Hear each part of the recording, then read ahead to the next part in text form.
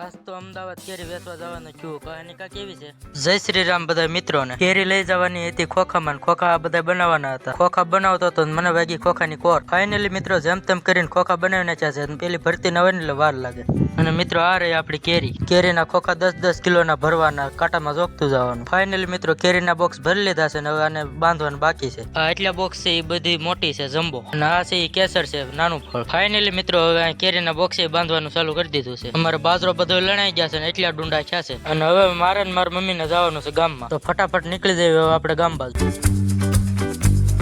તો ફાઇનલી મિત્રો ગામમાં પૂગી ગયા છીએ. ગામના આ બધા રખડું અહીં ભેગા થાય કાયમ IPL જોવા. હું અહીં રખડું હારે બેસી ગયો તો ને થઈ ગયું મારે અંધારું. એક તો મોડું થઈ ગયું હતું ને હારે ગાડી તરસી થઈને અહીંયા ટ્રાફિક જામ. ગાડીમાં પેટ્રોલ નાખી દીધું હતું ને હવે આપણે દોડવા મળી વાડી બાજુ. ફાઇનલી મિત્રો રિક્ષામાં ખોખા ભરી લીધા છે ને જાય છે અમદાવાદ. મિની બ્લોગ પૂરો, બાય બાય. એટલે રિક્ષા લઈને અમદાવાદ નથી જતા, ગામમાં જ પાછી બસમાં ચડાવવાની છે.